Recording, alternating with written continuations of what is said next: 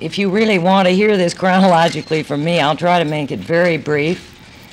On Thursday afternoon, about 5 minutes of 1, I was out picking some dead pansies off one of my plants, and I had 2 cleaning ladies there that day because they always come on Thursdays, and one of them came running out to the terrace and said, "Oh, those men." And I couldn't imagine what she was talking about, so of course I went inside, and here were these 2 gunmen masked.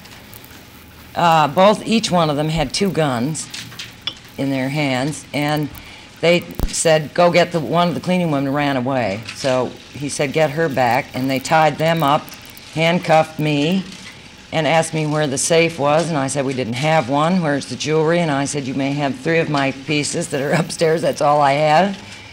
And they said, "Where's your old man?" And I said, "He is not here. He's at the office." And they said, "Okay, Mrs. Piper, you're coming with us." So they put a gun in my back and took me out to the car and put a pillowcase over my head, made me lie down in the back seat. We drove for a very, very long time, and they never stopped, and it seemed to me hours. And finally, when we did stop, they took me out of the car and taped my eyes and took me up through some woods, some deep grass. And it was raining, and when we got up there, they put a polyethylene something on the ground, and I told me to sit down. So I did, and fortunately I had on a pair of slacks and a blazer. Otherwise I would have been very cold. And we just sort of sat there for 2 days. I sat up straight, and one of the kidnappers was in my attendance all that time.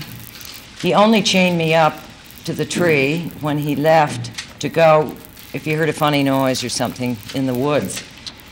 I was handcuffed the entire time. The most miserable part about it was that it was so terribly cold and wet and damp, and he was even shivering as much as I was. But then Friday night, he told me that my husband was delivering the ransom. And so I, of course, was anticipating Friday night. He told me that he promised that he would take me and drop me off someplace on Saturday morning if all the money was in proper order. They left me Friday night, chained to the tree, and didn't come back. So I figured that nobody would ever find me again.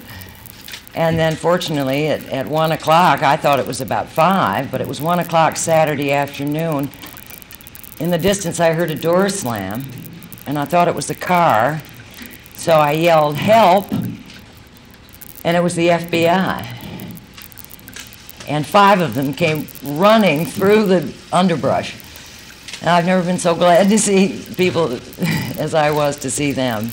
And from there on, they brought me home, and I think you know the rest of the story.